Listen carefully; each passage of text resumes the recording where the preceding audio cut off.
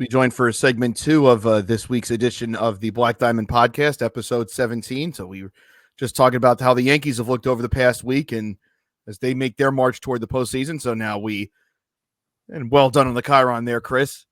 The resurfacing of Grimmus, well played by the organization.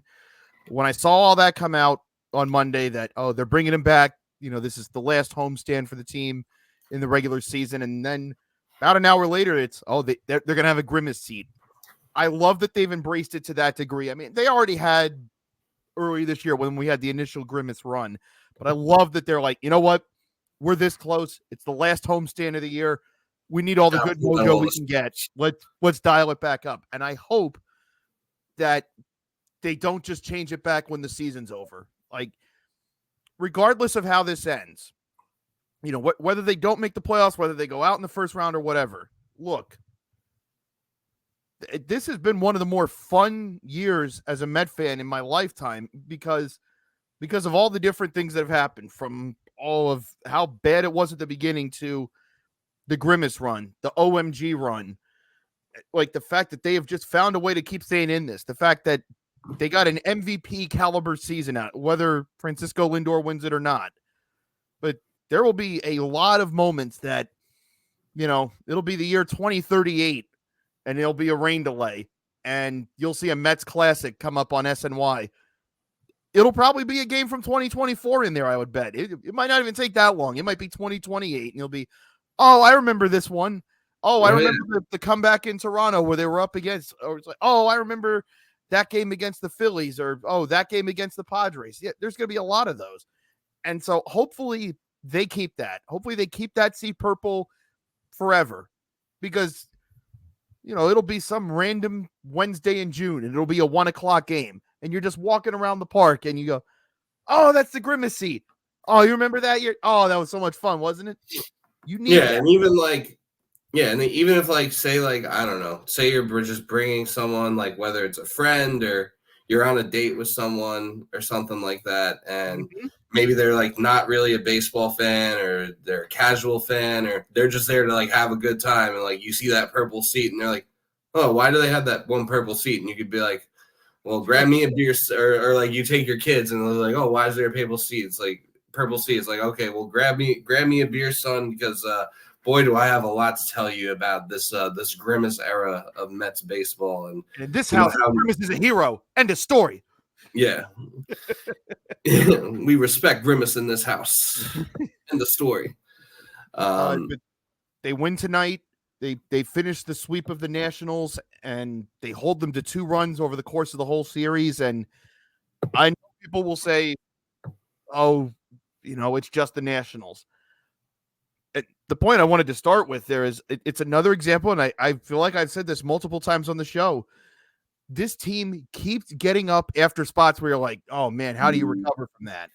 Because they could have just as easily swept the Phillies over the weekend. I mean, they were in prime position. They dominate the Friday night game.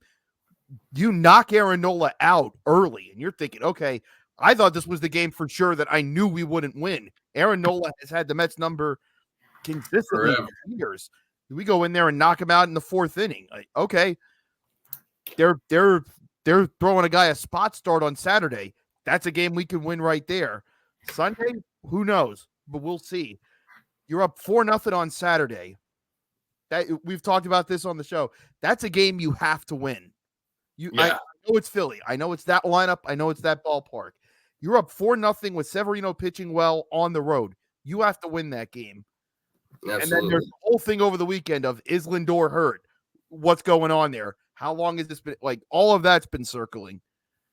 And then on Sunday, you're right in the mix. And you let that game get away too. And you just wondered, it's like, man, I think I even said right in the immediate aftermath on Sunday that's one of the worst post 2015 losses was Saturday, because again, you have a chance to clinch a series win. I didn't expect to go in there and sweep, because you never expect a road sweep. It's too hard. But when you've got a chance, that team. Yeah, when you're playing a team of that caliber and it's there, you're literally walking out the door with it, and then you give it back. And not only was it Bryce hit 2 home runs, but Cal Stevenson's the guy that's.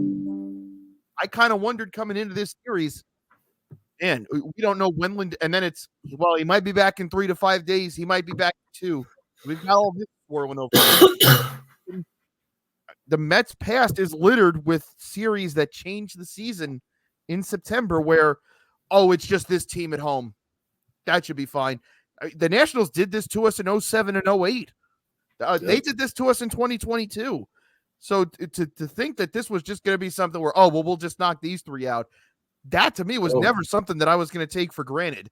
So to be able to come in here and do that and have the kind of pitching performances that you did, and over the last 2 nights, having the lineup finally come back to life is enormous, because the one thing that's really hurt this team this month is it feels like outside of Francisco Lindor, this offense has gone cold top to bottom. Yeah. And so to see, it looks like Pete Alonso might be figuring it out. Yeah, he's waking up. Brandon Nimmo was maybe fighting his way out of it. And then here comes L.A. Acuna.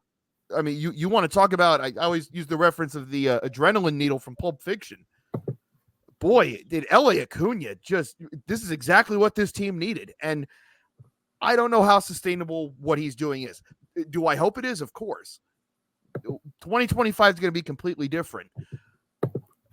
A lot of the talk around him had been, the traits are there, and he does flash it from time to time. But the numbers are the numbers, and they weren't good in the International League, where you're thinking, okay, a guy of this talent, of this age, if he's that good, he should be feasting. Yeah. And he really wasn't. And there was a lot of uneasiness when we got that word, hey, he's coming up. And it's, all right, well, he's got speed and defense, and he's got versatility. All things they value. Great. What's he going to do at the plate? Can he give us anything? And then it's, we don't know how long Lindor's going to be out. Can we give him that spot for a few days? And I'll be damned if, the numbers have been one thing. And I know he's hitting around 500 right now, which is great. The bigger thing to me is being dropped into a playoff race like this does not seem to be intimidated by any of this. Monday night, tight game. Every ground ball that comes to you could change the game, could change the season. I think he had 6 opportunities over the last 3 innings, got all of them. Last night, made an early error that put them behind.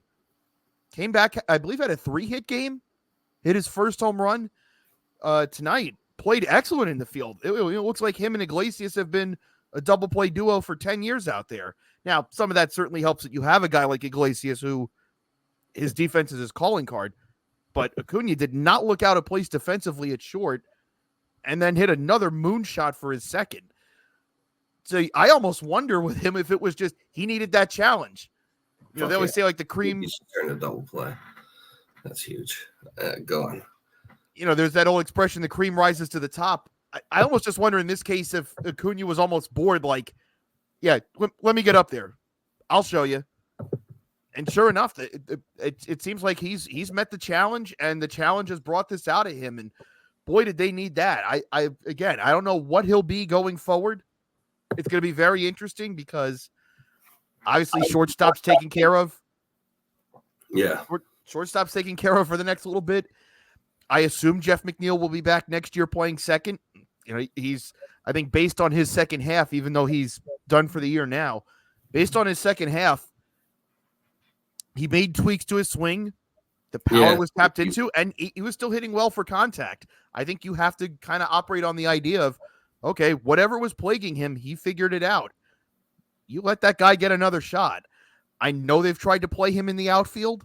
I know that's something they felt like, hey, if we can't get him an infield spot, let's definitely get him somewhere out in the field. He's got too many good physical traits to just wait for something to open up. It's, hey, maybe we have to force the issue. But I'll say this, when they absolutely needed him, Luis Angel Acuna has come through in a way that I don't think any of us expected. Yeah, no, it's very true. It kind of seems like, I don't know if you ever seen the Dracula Flow videos, but it kind of seems like he's just like, this shit ain't nothing to me, man. I'm a dog. He kind of has that mentality, or at least it seems that way early on. And he's definitely provided a spark to a Mets lineup that that definitely needed it. And to your point, what you were saying earlier, how, people were saying, oh, it's just the Nationals, like, what's the big deal? But there was a point in time where the Mets lost 2 out of 3 games to the Rockies, I believe, or it might have even been 3 out of 4 games to the Rockies. They won that series, but they lost to the Angels, which was it was the Angels. That's what it was. Yeah. Like, but I think they lost at least 1 game to the Rockies, and they did. Everyone was kind of like, oh, like, what the fuck? And then this then they Phillies series was the first series they lost to an NL team June, or since the start of June. Oh, so pretty much since Grimmus. Yeah. So they lost 1 NL series, and they were like, all right, we got to bring Grimmus back. Yes. Great organizational decision. Yeah. Yeah. That's yeah. And I saw some discourse over the whole Grimmus thing online too. I saw people being like, oh, like, when all this for a team that might not even make the playoffs, like, when they miss the playoffs, like, they're gonna have all this Grimace stuff, and then people are gonna have to tell their kids, like, oh yeah, that's from a year where the Mets missed the playoffs. Well, you know what, the Mets are in the playoffs right now. They're gonna be going into their biggest series of the year of our lives, maybe coming up this weekend against Atlanta, and that'll also be they play that's next weekend. Yeah, we have 4 with the Phillies this weekend. Then we go to Atlanta for 3, and then close in Milwaukee for 3. That's right. Yeah. So next week they'll have potentially the biggest series of the whole season with Atlanta.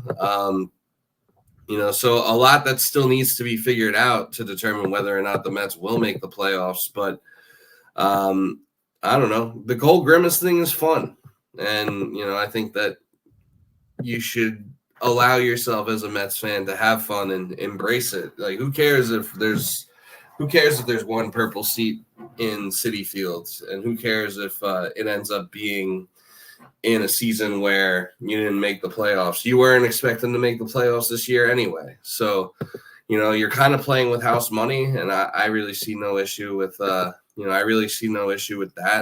It's not even the context of just we didn't expect anything this year. Mets fans needed something to feel good about, and I can speak to this personally. The way 2022 ended, and I say this to me, I am not well adjusted. I do not handle shit well. If this goes badly in the next 2 weeks, you guys are in for a fucking treat on this show. I promise you. I praying for a Mets collapse for the sake of the content. For the sake of your health, let me do the Cam Newton thing here. Okay. But I was so devastated emotionally by the end of 2022 because that was such a fun, like, those first 5 months and 3 weeks were a blast until it wasn't. Right. And after that, I'm like, man, what's the point of all of this? Like, we just wasted that year for nothing. And I was largely tuned out last year. I went into last year going, they had a 100-win year, and that's how that ended. What could you possibly do this year? And I mean, within like the first week, I had checked out because it was, and then last year went the way it did. And I went into this year. I know I've said this on the show, but this year it's like, okay, well, we brought in the Wonder Boy GM, and look who we signed. They're not serious about winning this year. Why should I care? Yeah. And I know I'm not the only one who felt that way. I think there were a lot of people that weren't over 2022, and the fact that 23 went the way it did. And it's like, we traded Max Scherzer. He crapped on us on the way out. Then he won a ring. Jacob deGrom left. He got a ring. Like, it felt very shitty for months around this team. It's like, when's the last time they gave us something to feel good about? And then this. I saw someone mention it today. It's like, man, there's only a month left with these guys at most. And I know not everyone's going to be back because no team ever brings everybody back. It's like, yeah, we may have one more month with Iglesias. We may have one more month with Sevy. Hopefully it'd be cool if they were back, but that's never how it works. It's like, yeah, man, I'm going to miss watching this group. Like, they keep finding new ways to surprise us every time we think, all right, this is as much as we could have They're done. packing in. They Yeah. just keep going. And you miss when a team is good like this, when you don't expect it and they're fun, that becomes a part of your life. That was, like I said that about 2015. Every single game, I can't wait to get in. And it's like, all right, guys, what do you got tonight? Let's see it. Yeah. I'm gonna miss that, and that's why I've tried to enjoy this as much as I can, because it's getting very stressful right now, and I don't know how these last 10 games are gonna go. I hope they get rewarded for the year that they've given us. I hope they get that chance to play into October, because it's what this team deserves. Yeah, and if they deserve it, they will do it. But this should do be stressful, cuz this should do be stressful. Obviously it's been quite a ride, and I'm sure part of you is also like glad that you got this calling to like start doing this podcast at the time that you did too. Yeah. With the way that the Mets because it kind of coincides with right when the Mets were getting hot. Like, I could only imagine that, had events transpired, say a month or two earlier, and Case was like, hey, you want to do this? You might have been like, I don't know how much I want to be into this. Case is good people. I think I would have found a way through it, because I would have been like, all right, well, we can start. I think throughout May, I was like, well, let's, who could be a team that we would trade with, or who would we want to trade with? What kind of prospect should we be trying to acquire? I would have definitely been looking at it from that perspective. Right. I also do kind of look at it because, me, and I know I've said this on the show, is I'm a fatalist with this team. I'll always believe that it's Charlie Brown in the football until they do it. Yeah. But I always feel like whenever a team finally breaks through and ends a drought, it's always the run that you never see coming, or maybe it lines up in such a way where it's like they did something poetic that made that happen. And like the Rangers last year, I'm sure the Rangers fans, it probably means the world to them. Not even that they won the World Series, that they beat the Astros to do it. I'm sure that, for the Braves a couple years ago, to be able to beat the Astros, or they beat the Dodgers, because the Dodgers had been their nemesis for a while there. For the Nationals to beat the Dodgers, they finally broke through and got them.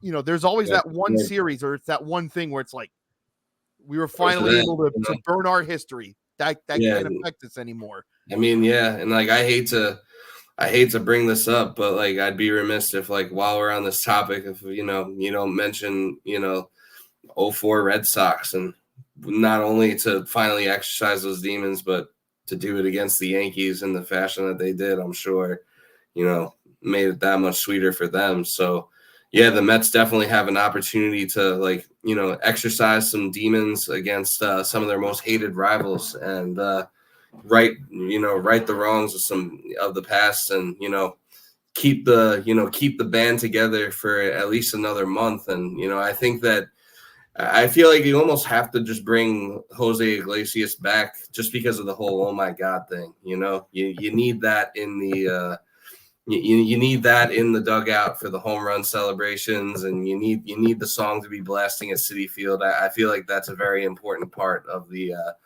Mets culture right now. And obviously, not enough things can be said about the season that Severino has had, and how much of a workhorse he's really been this year, and to really put together this type of year on like a 1-year prove it deal, and whatever he gets in free agency, he deserves it. And I hope for his sake, I hope he is back with the Mets, because, it seems like it's been a really good spot for him. He hasn't had to, move out of New York City, and, he's put together one of the best seasons of his career with the Mets. And I think that, I'm sure Mets fans would echo the sentiment that they'd love to see what he could do for another year, or even another month, as we do approach the playoffs. And so the Mets, they took care of business, and they did what they had to do against the Nats. You can only play the teams that are in front of you on your schedule. So when you win those games, you can't be like, oh, well, it was just this team, because all right, well, that was the team you were scheduled to play that day. You can't just say like, oh, oh yeah, I went to work today, and I didn't save anybody's life because, or whatever the case may be. It's like you can only play what's on your schedule that day. So, you take care of business against the Nats, and then you had a series last weekend against the Phillies that started out great, and obviously the Saturday loss was a pretty gut wrenching one, and then the Sunday game just kind of slipped away from them, and the bats were dead in the water. Obviously, the Lindor news was, Lindor, it seemed like he just hurt his back from carrying the team all year. But, and I know I'm not the first person to make that. Listen, I am a spine donor. If he calls me up tonight, I will fly up there. Like, I don't need it. Hey, you know what? I mean, he could have mine. I mean, listen, it would be a COVID infected bat, but if he needs it, if it'll provide him with the stability he needs to do what he needs to do, then yeah, he could have it. Why not? There isn't anyone on the Yankees who really needs a new back right now, so I could help if need be. But by the way, with the whole demon thing, I mean, I know the obvious ones is that the Phillies and Braves are the next two series. You're also forgetting about who they close with. The Brewers. Think about how this year started. Yep, that's very true. It'd be very poetic to go in and clinch a play. I mean, the Brewers have nothing left to really play for at this point. They clinched the Central. They're still technically within range of a bye. I think they're only 2 out of that. So true.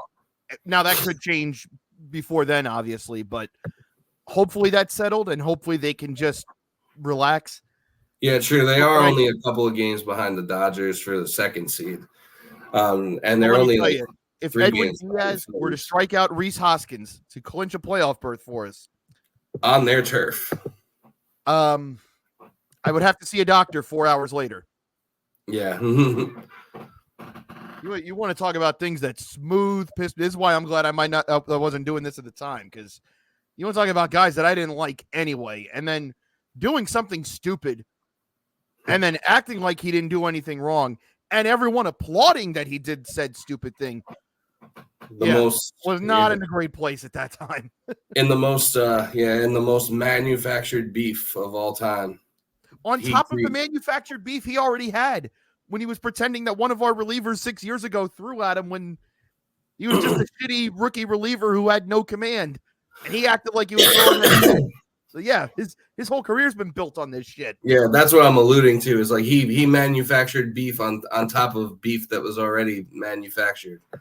And yeah, so yeah, if that could somehow happen, if you could speak that into existence, a world where Rhys Hoskins, I gets like the Brewers. Out. I got to work for a Brewers affiliate. I'm technically friends with a guy who's on there. Like I got no beef with them. I got a problem with him though. Just that guy. That guy's a douchebag. Yeah. What affiliate with the Brewers? So the Manatees were when they were down here in 2015. They were, for the last 10 years that we had a minor league team. The Brewers were the affiliate, or they were an affiliate of the Brewers. Like, we got to see Ryan Braun here. Lorenzo Cain came up through here before he got traded. Giovanni Gallardo started here. I almost saw him throw a no-hitter. He got real close. Jimmy Nelson would be Jonathan Lucroy. Jonathan Lucroy came through. I actually got to interview him because the year that I was doing the broadcast, he was down here on rehab. So that was pretty cool. Of course, I mentioned Brandon Woodruff came through here. Freddie Peralta came through here. There's been Garrett Cooper was another one. He came through here.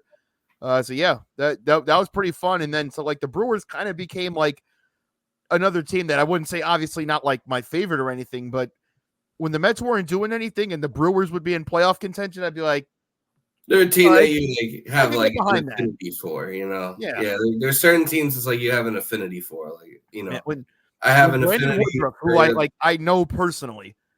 Yeah. When Brandon Woodruff homered off Kershaw in the playoffs, let me tell you, there was not a bigger Brewers fan. I was like texting everybody like, you won't believe this. Oh yeah, that was something when that happened. I remember I was I was just laughing my ass off. I understand why it's funny to everyone else. Yeah. Funny thing about that, though, the last game of the season that I got to cover them, the manager decides, all right, hey, yeah, we're going to let one of the pitchers hit today because it was like they weren't going to go to the playoffs. Like, this is it. Like, the pitchers always want to hit. Yeah. Let him have it. He wasn't the one who hit. It's funny to think that was there the whole time. Yeah, he didn't even need the minor league reps. He was ready for prime time. He didn't need that. But yeah, this has been, and it's been maybe the most enjoyable part of what this team has done is it really has been a team effort because there was obviously that month and a half stretch over June and July where the offense was just carrying them. And it felt like every night somebody was going off or you'd have multiple guys going off. The bullpen has found stretches during this run. They don't last long, but you will get 1 to 2 guys in the bullpen where it's like, okay, I'm going to be the guy you can rely on right now. I'm going to get my shit together today. Yeah, Reed Garrett's had his stretch. Dednell Nunez, I know he's done for the year now, but he was fantastic. Jose Budo's been terrific in stretches. Edwin Diaz, each time he gets knocked down, he comes right back up and gives you a 3 to 4 week stretch where he looks like the Edwin Diaz of old. Phil Maton's been a terrific addition. I don't think I've brought that up enough on the show here. That feels like a guy that you could rely on in a big spot. And now here, and I want to make sure I have the numbers in front of me. The starting pitching has been phenomenal down the stretch here. I actually took a picture of this on the screen as we were recording. Since August 29th, for all of MLB, starting pitching is first in innings, first in ERA, first in WHIP, first in opponent OPS, first in quality starts. And it hasn't been just one guy. I mean, Jose Quintana's been excellent here for the past 3 or 4 weeks. Yeah, we were ready to teach him new languages. Yeah. Sean Manaea legitimately deserves. I wouldn't say Sean Manaea should get Cy Young or anything, but he should definitely get some down ballot votes. He should get recognition for the work he's done this year. Maybe he can get like the side middle age. Folks, Severino, as I've said, I respect the fact that I know he's fighting through fatigue because this is the most he's pitched in 6 years. Yeah. Still going out there and keeping them in every single start. David Peterson's found a different gear and definitely deserved a better result than the one he got on Sunday. And I cross my fingers and let me knock on wood as I say it. Even for the past 4 starts now with Blackburn being out, Tyler McGill hasn't killed them. Yeah. Like you can look, he faced the White Sox and he barely got through that. He faced the fading Red Sox team. He faced there were times where he wouldn't even have gotten through that. And he's delivering on your schedule. Now, am I terrified of him facing the Braves or Phillies? You bet your ass I am. If he had to come into a big spot in the playoffs, you do not want a live feed on me as that happens. I promise you. We'll put you in the electric chair or whatever they do with Barstool. No, it would be the you've seen Reservoir Dogs, right? Yeah. You would need Harvey Keitel like 10 feet away from me yelling at me that I'm going to be okay. I would be Tim Roth at that moment. I'm fucking tired, man. But every group's had a chance to carry this team and keep this thing going. And then as we've seen through this series, and I know people say, oh, it's the Nationals. That's a good rotation there. Jake Irvin, not looking forward to dealing with him for the next 5 years. DJ Hers, not looking forward to dealing with him for the next few years. They just keep finding ways, and it looks like hopefully the offense is all coming out of this together. Hopefully Pete's figured it out. Hopefully Nimmo's figured it out. Vientos, I can understand the fatigue a little bit. I don't think he's ever played this many games as a pro. I get it. And he's never been in a playoff race like this. So, and even he had that walk-off 2 weeks ago. So even he's had his moments. Hopefully Lindor's back tomorrow or at some point in this Philly series, and hopefully he can keep it going because if he's not at 100%, then as many good words as I can say about this team, it depends on him. You're none not of this, none of this matters. Right. So, it's 10 games, and you can look at it right now. They're 84-68. They've got 3 series left. If they take 2 from each series, so split this weekend, take 2 of 3 in Atlanta, take 2 of 3 in Milwaukee, that gets you to 90 wins. I would be incredibly surprised if 90 wins doesn't get you in the playoffs. And if it doesn't, then it wasn't meant to be. And then you just got to throw your hands up and go, well, what are the odds that 90 wins doesn't get you in? But I feel pretty confident knowing that 90 wins probably get you in. So just keep doing what you've been doing most of the way here since June. I feel like they've only lost maybe a handful of series in 3 months. Just keep getting 2 out of 3. That's all you got to do. Yeah. No, a quick sidebar, a couple quick sidebars. So Clay Holmes just had an absolutely filthy pitch that probably should have been strike 3, but maybe the framing job on it could have been better. But instead it was ball 4. So now they got runners on first and second with 2 outs, still clinging to a 1-0 lead. So they're I guess there's I guess they heard me on the podcast saying that you can't forget about Clay Holmes completely, because so they are giving him some work now. Also, I think that when the Yankees got their new road uniforms and Fanatics took over, there was that whole thing about how people were talking about the sweat, and how easily you could see that. Well, Tommy Kahnle had just put that on full display. Like he got taken out of the game, and like the whole top of his jersey was just drenched. But listen, we sit here and make jokes about this stuff. I could never wear it because, like, you remember that picture of Sean Miller in the NCAA tournament a few years ago, and he was soaked through his dress shirt by like halftime. That would be me. I would not do well. Yeah. Also, I just want to point this out. Michael Rubin has had that all-white party for years. Diddy's been at it. Yep, that's very true. Ramsey. You tell me. And that, that party does have that party definitely had some Diddy vibes to it. They had my boy Paolo Banchero there this year. They need to shut it. I don't down. need him back there again next year. Keep my son out of this. Yeah, don't talk to me or my son ever again, Michael Rubin. That's right. But just back to the Mets. You win 2 out of 3. That's always been the thing. Is like, yeah, sweeps are nice. It's cool. It's ideally what we all want, but it's not realistic. That's always been the old saying. If you take 2 out of every 3, that's a 667 clip. You're going to be fine. That's all they got to do here. And that's essentially what they've been doing, if not better, on this whole run since this whole Grimmus thing started.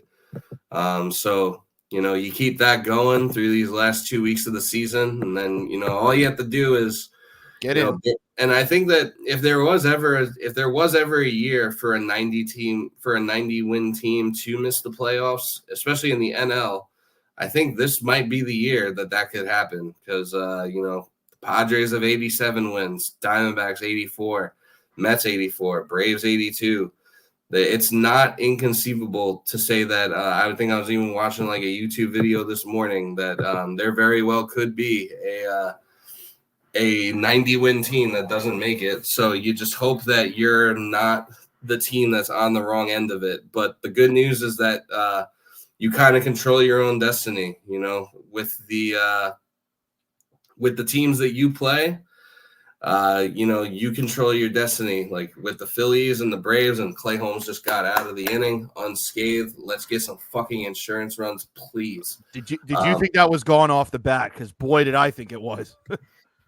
It was hard to tell. I was trying to.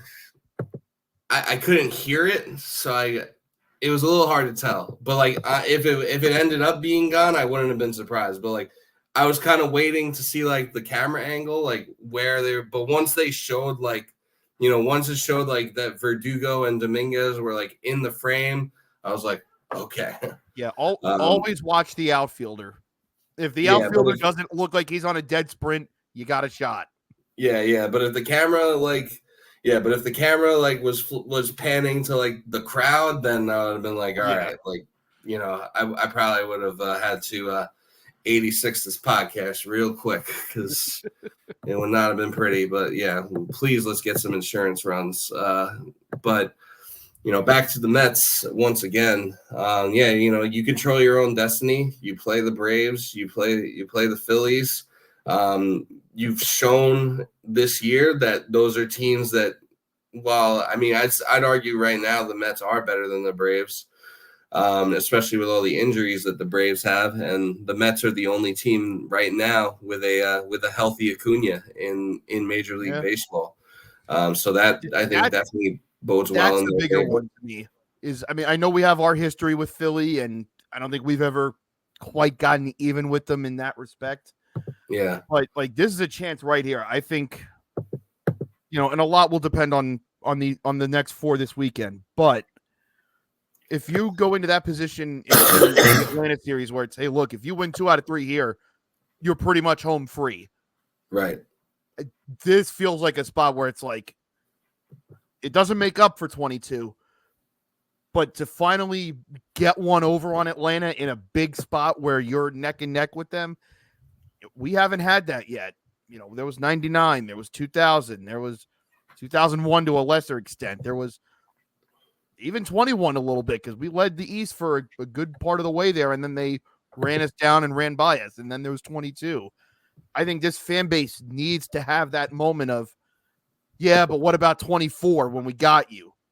Yeah. You know, it would be nice. Yeah, it would be nice to like get one on one of your division rivals, for sure. I mean, I think the best revenge is really just to keep winning games and just do well. It's kind of like, you know, it's kind of like the saying, like, you know, when you like when someone's like going through a breakup and people want to get back at like their ex. It's like, no, the best revenge is really just to like be happy and live your life. And I think that's kind of that same logic applies to the Mets right now.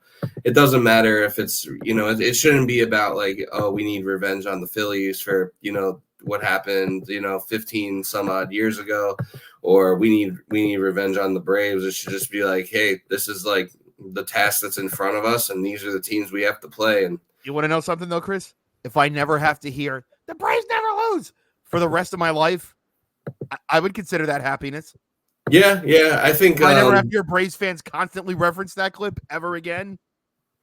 I think that as a society, I think you bring up a good point. I think as a society, if we never have to hear that, we'd all be better off. I mean, really, anything the Mets can do to just kind of make it a very quiet, very quiet month of engagement as far as Frank Fleming's Twitter account and as far as like sound bites from him goes, I think will bode well in their favor. It's I would set up bear traps along his daily path, or like just any sort of like trap that he can walk into. Granted, you have to carve out a big hole in the ground, but like just so I never have to hear that guy again.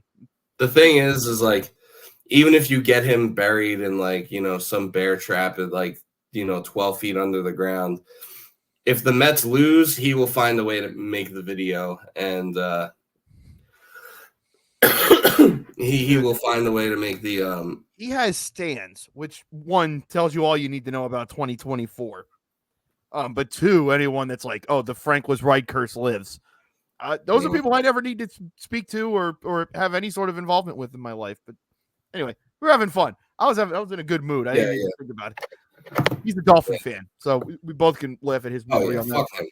That's right. Fuck him. He stinks.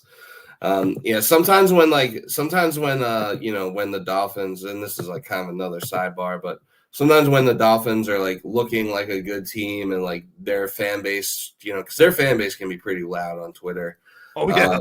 When in real life, dude, trust me. Yeah, and in real life, I've been to a Jets Dolphins game at Hard Rock one time, so I know how they can get. That was actually the one place where I witnessed a fight in real life at an NFL game. But as have I. Have I. Yeah, that might be a story for post production. But every time they're doing well, I kind of remind myself, like, oh yeah, Frank Fleming likes this team. They're not going to do anything. Same with like the Devils. Oh God, the relief that came over me when I found out he wasn't a Ranger fan. Thank God. Yeah, I'm very happy that I'm very fortunate to say that we don't share any of the same teams. Although he kind of became like a fake Knicks fan over the past like year or so. But I think he's like an actual Nets fan. And then, but no, it's. I say this is like Ranger fans. I know there's historic beef with the Islanders. There hasn't been much in my lifetime where it's like outside of like the Chris Simon thing, which was 17 years ago. But like, the Devils have caused much more problems for me in my life than the Islanders have. I know we don't want to lose to them, but in terms of an immediate threat, yeah, the Devils are the problem. So put her there. We have common ground on that. So. Yeah, I mean, I can't say the same, like, in the reverse, but I get it. Fuck Frank Fleming. We can agree on that. And hey, at least our team's Hall of Fame's goalies have not cheated on their wives with their sisters. So facts, facts indeed. But anyway, what else is there to say about the about the Mets right now? And what I would just you want say? you to hold me. I do want to, I guess, say this maybe now before we get into the last 10 games is, I mean, I feel like we did bring this up on the show, and a lot of it will depend on how it all plays out. Because I did largely feel this way about 2019. It was like, man, it went crazy for a month. Okay, we didn't make it. But hey, after 17 and 18, I was just glad that we were in the mix again. And then the Nationals won. But I think objectively, once you're out of it, I think if we have this discussion in December, you can't say that this season wasn't a plus. Oh yeah, no, I think here we are with 10 games to go, and they're in a playoff spot. I don't think even the most optimistic person who, there's always those fans at the start of every year who are like, yeah, this is the year, no matter what. I think even if you had to press those people, they'd go, all right, we need everything to go right. Nobody saw this. Nobody. Yeah. So be here. Because it also makes me feel very good about what's to come. Because David Stearns, I was very skeptical of the free agent signings. And he did miss a few, but I didn't see it with Sean Manaea. I was wrong. I didn't see it with Severino. I was wrong. When he signed Harrison Bader, it's sure. Yeah. Defensive. I feel for the most part, David Stearns has put these guys in the right places. And even it feels like the team has gotten smarter because all of these pitchers have made a change during the year. Manaea changed his delivery. Severino's talked about the things he's done differently. Quintana's talked about the things that he's done differently. David Peterson's done things differently this year. That comes from the pitching staff. And I've been critical of Jeremy Hefner as the pitching coach, but that's not something you really heard a lot of guys doing in the past. That's never been an organizational thing. Carlos Mendoza in year one as manager, has he gotten everything right from an in-game perspective? Not always. But I think he's done a good job of more often than not deploying lineups in terms of platoon splits and being able to find playing time for guys to get them going. I think he's handled Jose Iglesias about as well as you can so that he's gotten the most out of him. He did the same thing with Luis Torrens. Luis Torrens has been a more than capable backup catcher. Another Stearns find. They got him for cash. That's it. Yeah. And where would they be without him? Really, one of the underlying things that helped turn this season around was they got a catcher who could start throwing guys out. Very underrated moment in this season. Yeah, but Mendoza, being a guy that I ever since Terry Collins, you looked at Mickey Callaway right away as the manager, and you're like, yeah, he's in over his head.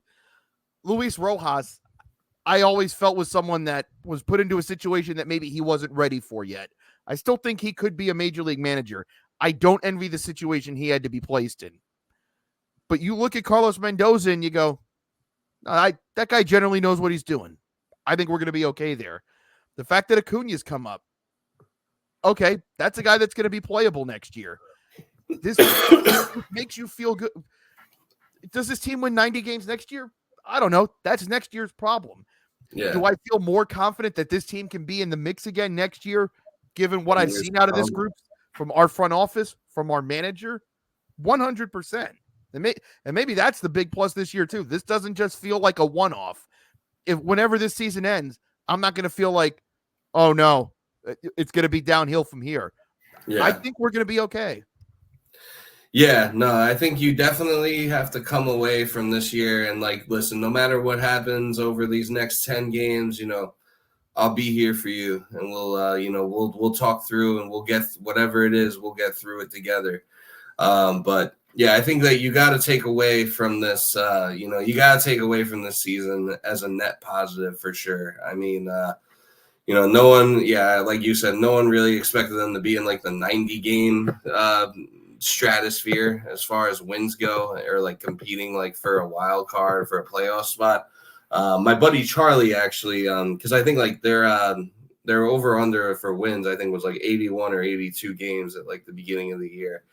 And my buddy Charlie, he started doing a Mets podcast, or he's like one of my best friends. So like me and him are like buddies, and he started doing a Mets podcast this year. And I remember listening to it at the beginning of the year, and I remember he was like, when you said like, the super optimistic Mets fan, he kind of came to mind because when I was listening to his podcast, I was like, oh man, like he sounds very optimistic about this team. And, I wonder how long it's going to take for him to be like, oh, this team's terrible. And, obviously it didn't take that long, but the way they bounced back and, the way they continue to just get up after gut punch after gut punch, they get up from it. I think that is definitely a tribute to, I don't know if it's a tribute to the manager or just the overall character of the team, but I think it's both. Yeah, I think, it's something you give the manager credit for. I think that, he definitely deserves credit for how he's handled the lineups and, the platoon situations and keeping the bullpen intact, making sure nobody like burns out in a season where they've really needed to get a lot out of them. So yeah, I would say that as far as it being like, year one of a new regime, I would say it's a net positive for everyone. And there's a lot that can be built upon. Obviously, like you mentioned before, you're not going to have the same 26-man roster again. That just doesn't happen. But I think that there's enough confidence that, even if you do lose, say you lose Sevy or in free agency or whoever doesn't come back, I think there's enough confidence that, that David Stearns can go out there and he can find a guy that he can come. Whoever the next guy on a 1-year deal is, you'll be like, okay, he must. That he can bring them in, and you give him the benefit of the doubt, even if it sounds like, even if at the time it's someone who seems like, oh, this might be like a reclamation project or something like that. You have that confidence that, they see something and that, that they have what it takes to put together a good product that a competitive product that can get you, to this point at the very least where you're in the mix again. They've built a team culture that they've held guys accountable because everyone points to the turning point in the season right at the end of May is Lindor calling the team meeting and everyone being like, we can't be this bad. We owe it to each other. We owe it to our manager. We owe it to our fans. Like, we're not this bad. And then Lindor leading by example and getting them back in this. And hopefully we just saw another version of that this week. There was a meeting where after the Lindor injury was announced, it was Mendoza, Stearns, and Pete. And got up and tried to rally the troops. And I remember kind of being like, all right, well, does anyone want to tell Pete what Lindor did when he called his team meeting? Because we're all kind of waiting for that moment for Pete. So far, he's answered the bell over the past 3 games. Yeah, and the clock is definitely ticking. And is that a home run? Yep, it's a home run. Clay Holmes just gave up a game-tying home run to Justin Turner. Just great. And he was pitching well too. Damn. Fuck. All right, so we have ourselves a tie game. That was like just fair. Yeah. But back to the Mets and what we were talking about. Yeah, I mean, it's definitely, Lindor definitely like led by example. He called the meeting and then he went and backed it up and put together an MVP caliber season, and has brought himself, once, just another year. He's having the best year of his career, and he's had many great years, and a year where he's really brought himself into the conversation as like a future Hall of Famer, I would say. Oh, I think one more year like this, and I think you can say that he's without a doubt the best shortstop the Mets have ever had. Yeah. Yeah. So, I mean, yeah, what he's done is remarkable. And I think that, and it does sound like with his injury that he's going to be back fairly soon, like possibly before the end of the regular season. I think he was hoping by the end of this week. I think the max I kept hearing was 5 days, and then there was supposedly he took grounders and he threw catch today. Those were the words, threw catch. I've never heard him put exactly like that, but he was throwing and catching. And somebody said, like, how you feeling? And his words were better than Philly. Mm-hmm. Yeah. So yeah, I think that when he does come back from that injury, I think that's just going to be like another spark for this Mets team. In a year of ups and downs where there's been endless sparks, I do think that him, I'm sure that I know that when he first got the back injury, it was looking very grim, no pun intended. But I think that, if and when he does come back, I think that's just like it'll just be like another punch in the mouth that they're getting up from. Yeah, I mean, and even then, I think they've done that. I feel like for a lot of teams, your MVP candidate in mid-September, like, yeah, if you lose like 5 of the next 6, well, you lost your MVP candidate. Like, like, what are you going to do? Add to the fact that their best starting pitcher threw 5 innings this year. Yeah. Although he is talking like he does want to show up in the or pitch in the postseason at some point. He says like he's like, if I can get to 100%, I'm definitely going to be out there. And he said, I'm at 70 to 80 right now, which I think you have to look at it from the perspective of, look, if he does, great, but you can't bank on it. But yeah, your MVP shortstop goes down, and your rookie, your superstar rookie pitcher from last year throws 5 innings. In addition to the fact that your superstar closer is coming off an ACL tear. So, yeah, he's probably going to look a little human, and he has.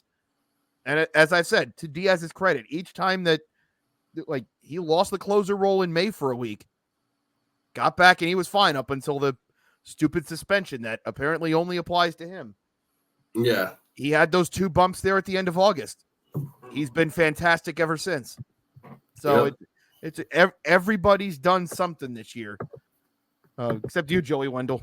But even Jake Diekman, who was god-awful, had his moment. Oh, yeah. I still don't believe it, but it happened. Yeah.